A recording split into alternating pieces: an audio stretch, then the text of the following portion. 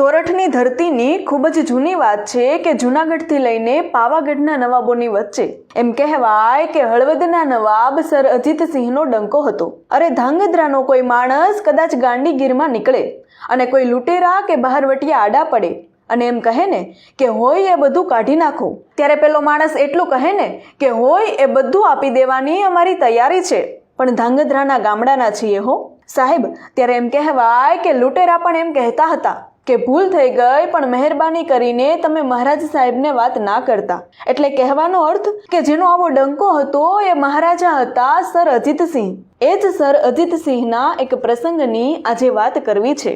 સાહેબ, તમે કલ્પના તો કરો કે જ્યાંના રાજા આવા હોય ત્યાં ગુનેગાર કેવો હશે, અને જ્યાં ગુનેગાર એવો હોય ત્યાં પોલીસ કેવી હશે અને જેલ કેવી કડક હશે. અને એ જ જેલમાં નોકરી કરનારો એક માણસ, એક પોલીસ જેનું નામ હતું દેહળ. હજુ 80 થી 90 વર્ષ પહેલાની આ સત્ય બનેલી ઘટના છે, એટલે ખાસ સાંભળજો. દેહળ એમ કહેવાય કે એકદમ ભગત માણસ હતા. ટાઈમ ટુ ટાઈમ નોકરી કરતા, અને સાહેબ તે સમયે ₹1.5 પગાર હતો. ₹1.5 પગારમાં ઘર ચલાવવાનું, વ્યવહાર કરવાનો અને પાછી ટાઈમ ટુ ટાઈમ નોકરી કરવાની, અને એમાંથી થોડો ઘણો સમય મળે ત્યારે ભગવાનનું ભજન. દેહળ એવા ભગત માણસ કે ખાવાનું ના મળે તો ચાલે, પણ સાંજે ભજન ના થયું હોય તો ઓડકાર પણ ના આવે. એક દિવસની વાત છે.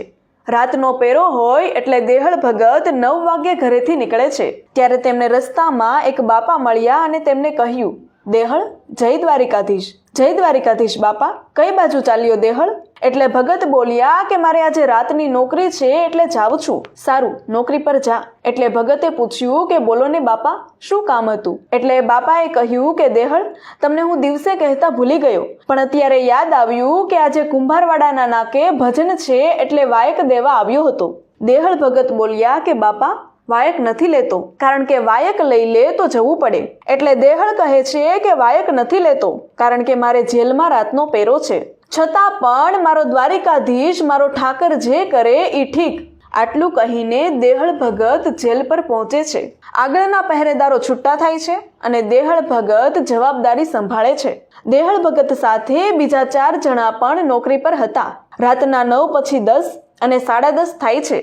સાથી પહેરેદારો દેહળ ભગતને કહે છે, દેહળ, આજે કઈ ભજન છે? એમ કહેવાય કે એવો સમય હતો કે ત્યારે સાથે રહેતા માણસો પણ એકબીજાના હૃદયને ઓળખી જતા હો. એટલે તેના સાથી પહેરેદાર હતા, તેમણે પૂછ્યું કે દેહળ, ભજન છે ને ક્યાંક? એટલે દેહળ ભગત બોલ્યા કે તમને કેમ ખબર પડી? ત્યારે સાથી પહેરેદાર બોલ્યા કે તને શાંતિ નથી ને, એટલે તું ઘડીક આ બાજુ બેસે, વળી પાછો સામે જાય. દેહળ, તને ચેન નથી પડતું એટલે પૂછું છું. દેહળ ભગત કહે છે કે હા, આજે ભજન તો છે, સાંભળજો હો. ત્યારે સાથી પહેરેદાર એટલું બોલ્યા હતા કે દેહળ, અમે તને કોઈ પણ હાલતમાં જોઈ શકીએ. સાંભળજો હો. ત્યારે સાથી પહેરેદાર એટલું બોલ્યા હતા કે દેહળ, અમે તને કોઈ પણ હાલતમાં જોઈ શકીએ, પણ ભજન વગર નથી જોઈ શકતા. આજે જો કુંભારવાડાના નાકે ભજન હોય અને તો અહીંયા જેલ પર હોય, નોકરી પર હોય તો કેમ ચાલે? એક કામ કર દેહળ, બેરેકની ચાવીઓ અમને આપી દે, અમે ધ્યાન રાખશું, અને તું દિવાલ કૂદીને જતો રહે. તારી જગ્યાએ આજ પહેરેદારી અમે કરશું, કેમ કે અમને ખબર છે કે આજે અહીંયા તારાથી રાત નહીં જાય. દેહળને તો એટલું જોતું હતું. એમ કહેવાય કે રાતના 10:30 દેહળ ભગત કુંભારવાડાના નાકે જવા નીકળે છે અને 11 વાગ્યે ભજનમાં બેસે છે. સાથી પહેરેદારે એમ કહ્યું હતું કે તું જા, એક ભજન ગાઈને આવતો રહેજે. પણ હવે દેહળ ભગતના હાથમાં રામસાગર આવી ગયું અને બાપ, ભજનની હેલી લાગી ગઈ હો. પરમાત્મા સાથે તાર લાગ્યો. રાતના 11, 12 અને 1નો ડંકો વાગ્યો હો. એમ કહેવાય કે નરસિંહ મહેતાના હાથમાં કડતાલું આવી જાય અને તેમને પિતાનું શ્રાદ્ધ યાદ રહે તો દેહળ ભગતને જેલ યાદ રહે. એ તો પરમાત્માના રંગમાં રંગાઈ ગયા. બરોબર રાતનો 1:30 વાગ્યો અને સર અજીતસિંહ પોતે જેલમાં ચેકિંગ કરવા આવે છે. 21 ઘોડેસવાર સાથે છે અને જેલના ગેટની બહાર ઊભા એમ કહેવાય કે સર અજીતસિંહ સાદ પાડે છે, દેહળ, એ દેહળ. સાહેબ, ત્યારે જેલમાંથી દેહળનો જ અવાજ આવ્યો, જી સરકાર. સર અજીતસિંહ બોલ્યા કે બહાર આવો અને તમારી હાજરીની બુક લેતા આવજો. જી નામદાર. એટલું બોલીને એક હાથમાં ફાનસ અને એક હાથમાં હાજરીની બુક લઈને દેહળ દરબાર પાસે આવ્યા. દરબારને સલામ કરીને હાજરીની બુક આપી. એમ કહેવાય કે ઘોડા ઉપર બેઠા બેઠા સર અજીતસિંહે હાજરીની બુક જોઈ. બુક પાછી આપીને કહ્યું, જાવ દેહળ. દેહળ ભગત પાછા જાય છે. જેલનો દરવાજો બંધ થયો. ત્યારે જે માણસે મહારાજના કાન ભર્યા હતા કે દેહળ જેલમાં હાજર નથી અને ભજન કરી રહ્યો છે, એ વ્યક્તિને સર અજીતસિંહે આંખનો ઈશારો કર્યો કે જો દેહળ અહીંયા જ હાજર છે. દરબાર સામે જોઈને એ માણસ પળ માટે નીચે જોઈ ગયો, પણ એમ કહેવાય કે તેને હજુ વિશ્વાસ નહોતો આવતો. એટલે એ માણસ કુંભારવાડાના નાકે જાય છે. જઈને જોયું તો દેહળ રામસાગર લઈને ભજન કરે છે. એ માણસ પાછો આવીને રાજાને કહે છે કે દેહળ ભજન કરે છે, જેલમાં નથી. ત્યાં તો દેહળના ભજનનો અવાજ પણ સંભળાવા લાગ્યો. એટલે કહ્યું કે મહારાજ, અવાજ સાંભળો. સાહેબ, અવાજ દેહળનો હતો. મહારાજ ફરી જેલમાં આવ્યા. ફરી જેલમાં આવીને ફરીવાર એમ કહેવાય કે સર અજીતસિંહ બોલ્યા, દેહળ. ત્યાં તો દેહળનો અવાજ જેલમાંથી આવ્યો. જી નામદાર.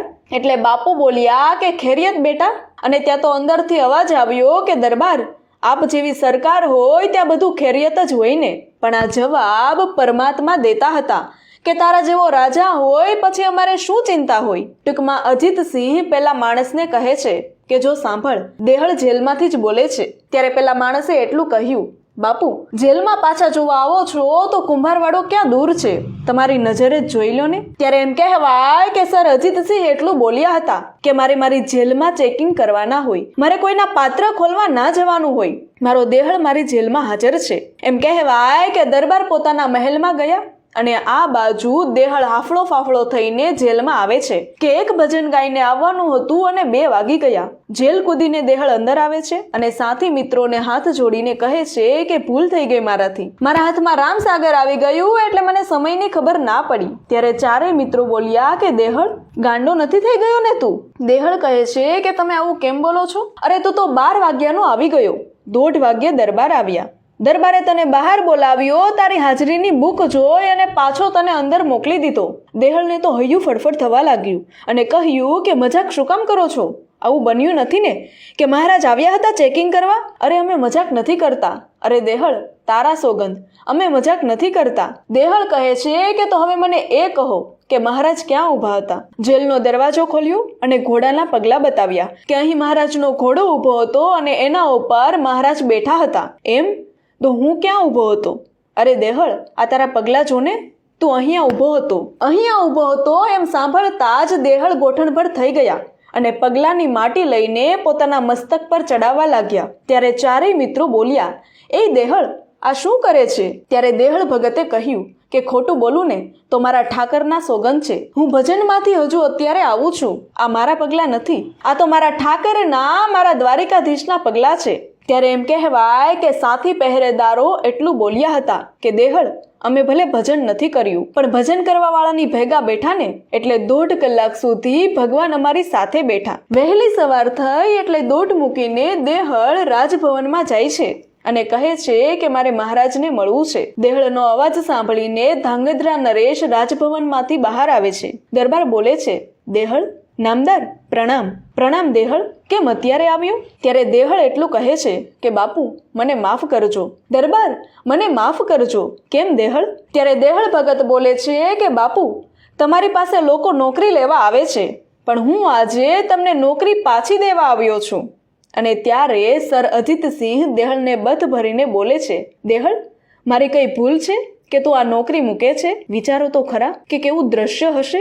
દેહળ કહે છે કે બાપુ, તમારી થોડી કઈ ભૂલ હોય. ત્યારે સર અજીતસિંહ બોલે છે કે કોઈ મારા કાન ભરે અને મારે ચેકિંગ કરવા આવવું પડે એ જ તકલીફ છે ને તને? હા બાપુ, એ જ તકલીફ છે. ત્યારે મહારાજ બોલ્યા કે હું ચેક કરવા આવ્યો, એમાં શું તકલીફ? ત્યારે દેહળ ભગત બોલ્યા કે બાપુ, તમારે તો ખાલી મહેલેથી જેલે આવવું પડે છે પણ મારા કાળિયા ઠાકરને છેક દ્વારિકાથી ધક્કા થાય એનું મારે શું કરવું? અરે મારી આબરૂ માટે જો મારો દ્વારિકાધીશ કડ ઉપર પટ્ટો બાંધીને દેહળ બનીને નોકરી કરતા હોય તો એ મારા પેટનો ખાડો નહીં બુરે?